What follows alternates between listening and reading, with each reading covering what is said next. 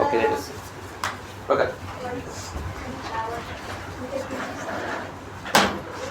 थोडे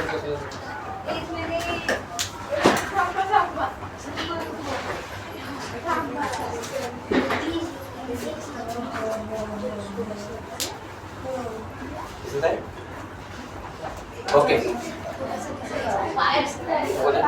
नाही सर हळू बोलणार तिथे ध्यान से कॅमेरा चालू जायचंय का तो जायचं ओके सर Okay. मी बोलू का सर कॅमेरा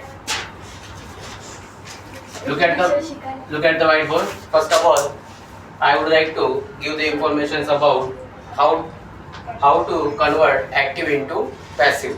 पहिल्यांदा आपल्याला बघायचं आहे व्हॉइस म्हणजे काय होते, एक मराठीमध्ये सांगायचं झाल्यास त्याला आपण प्रयोग म्हणतोय.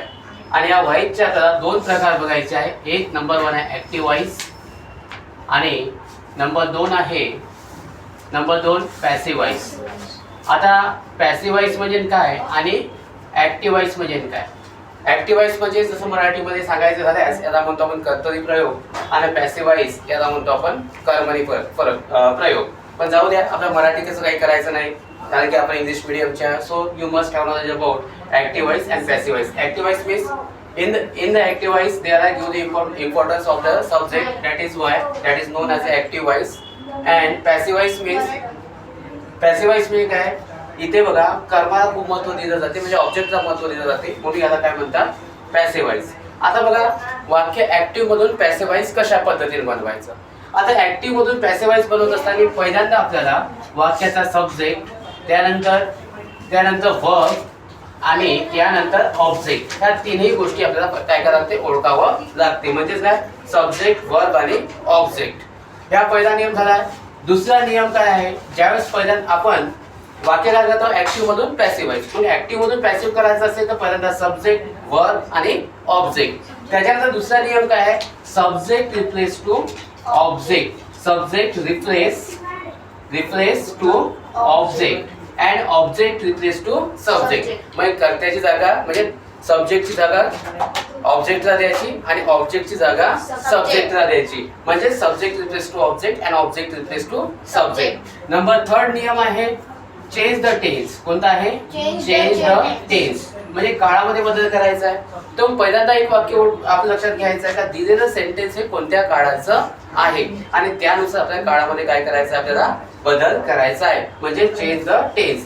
त्यानंतर बघा नंबर 4, ज्यावेळेस क्रियापदाचं आपण तिसरे रूप घेत असतो, थर्ड फॉर्म मध्ये क्रियापद घेत असतो, त्यानंतर आपल्याला काय करायचं आहे, बाय घ्यायचं आहे आणि बाय नंतर काय घ्यायचं, आपल्याला सब्जेक्ट घ्यायचा आहे.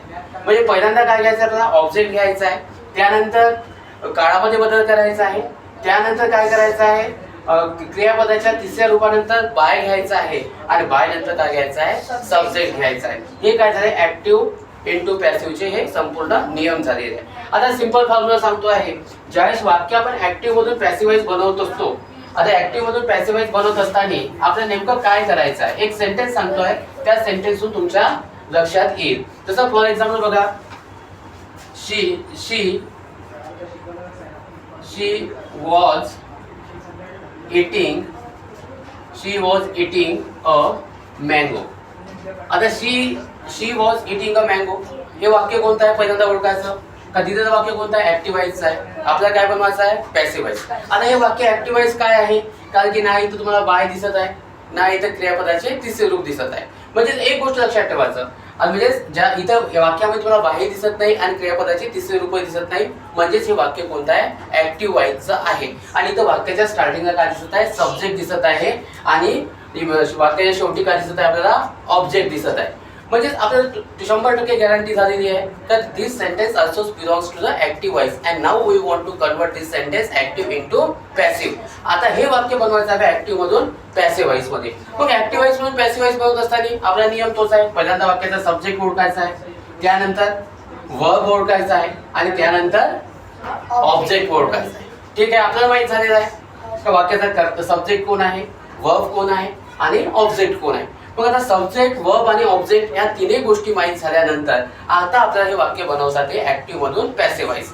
आणि नेक्स्ट नियम आपला काय आहे, subject replace to object and object replace to subject. म्हणजे सब्जेक्ट रिप्लेस टू ऑब्जेक्ट म्हणजे काय करायचं आपल्याला, सब्जेक्टच्या जागी कोणाला घ्यायचं आहे, ऑब्जेक्टला घ्यायचं आहे. मग आपल्याला ऑलरेडी माहित झालेलं आहे का अ मँगो काय आहे, ऑब्जेक्ट आहे. म्हणून काय घ्यायचं स्टार्टिंगला अ मँगो. आता बघा अ मँगो घेतल्यानंतर नेक्स्ट नियम काय आहे, काळामध्ये बदल करा. मग काळामध्ये जर बदल करायचा असेल तर पहिल्यांदा ओळखायचं आहे का दिलेलं हे सेंटेन्स कोणत्या काळाचं आहे. कोणत्या काळाचं आहे, पास्ट पण कोणता पास्ट, पास्ट पण कोणता पास्ट नाही, सिंपल पास्टचा नाही, कोणता आहे, हा कोणता आहे, पास्ट कंटिन्यू टेन्स आहे. का पास्ट कंटिन्यू टेन्स आहे, कारण की पास्ट कंटिन्यू कारण की पास्ट कंटिन्यू टेन्सचं स्ट्रक्चर काय आहे, सब्जेक्ट आहे. सब्जेक्ट प्लस वॉज किंवा वेअर प्लस क्रियापदाला आयएनजी फॉर्म लागतो. इथं बघा, इथं वाक्याचा कर्ता आहे म्हणजे सब्जेक्ट आहे, वॉज किंवा वेअर आहे आणि क्रियापदाला काय आहे, आयएनजी लागलेलं आहे. म्हणजेच ते वाक्य कोणतं आहे, ऑलरेडी सिंपल सॉरी कोणतं वाक्य आहे, पास्ट कंटिन्यू टेन्स आहे. मग आपला नियम काय सांगते का जर वाक्य सिंपल प्रेझेंट टेन्स असेल तर का घ्या, ऑब्जेक्ट घ्या, ॲमिजार घ्या प्लस क्रियापदाचे तिसरे रूप घ्या. सिंपल प्रेझेंट असेल तर मी नियम पुढे काळाचे नियम सांगतो. हे बघा, जर वाक्य कोणतं असेल सिंपल प्रेझेंट टेन्स असेल तर काय घ्यायचं आपल्याला, ऑब्जेक्ट घ्यायचा आहे, ॲमिजार घ्यायचा आहे, क्रियापदाचे तिसरे रूप घ्यायचे आहे, बाय घ्यायचा आहे, त्यानंतर सब्जेक्ट घ्यायचा आहे. त्यानंतर प्रेझेंट कंटिन्यूअस असेल तर काय घ्यायचं आहे, ऑब्जेक्ट घ्यायचा आहे, ॲमिजार घ्यायचा आहे, बीइंग घ्यायचा आहे, क्रियापदाचे तिसरे रूप घ्यायचे आहे, त्यानंतर बाय आणि त्यानंतर सब्जेक्ट घ्यायचा आहे. वाक्य जर प्रेझेंट परफेक्टचं असेल तर काय घ्यायचं आहे, ऑब्जेक्ट घ्यायचा आहे, हॅव किंवा हॅज घ्यायचा आहे प्लस बीन घ्यायचा आहे प्लस क्रियापदाचे तिसरे रूप घ्यायचे आहे प्लस बाय घ्यायचा आहे प्लस सब्जेक्ट घ्यायचा आहे. हे झालं प्रेझेंट टेन्स. वाक्य जर पास्ट टेन्स असेल कोणतं पास्ट टेन्स आहे पण पास्ट टेन्स पुन्हा प्रकार पडतात. मग सिंपल पास्टचं असेल तर काय घ्यायचं, ऑब्जेक्ट घ्यायचा आहे, वॉज किंवा वर घ्यायचा आहे प्लस क्रियापदाचे तिसरे रूप घ्यायचे आहे, बाय घ्यायचा आहे आणि नंतर काय घ्यायचं आहे, सब्जेक्ट घ्यायचा आहे. पास्ट कंटिन्यू टेन्स असेल तर काय घ्यायचं आहे, वाक्याचा ऑब्जेक्ट घ्यायचा आहे, वॉज किंवा वेअर घ्यायचा आहे, त्यानंतर काय घ्यायचं आहे, बीइंग हा शब्द घ्यायचा आहे, बीइंग प्लस काय घ्यायचं आहे, V3 घ्यायचा आहे, त्यानंतर पुन्हा बाय घ्यायचा आहे आणि त्यानंतर काय घ्यायचं आहे आपल्याला, सब्जेक्ट घ्यायचा आहे.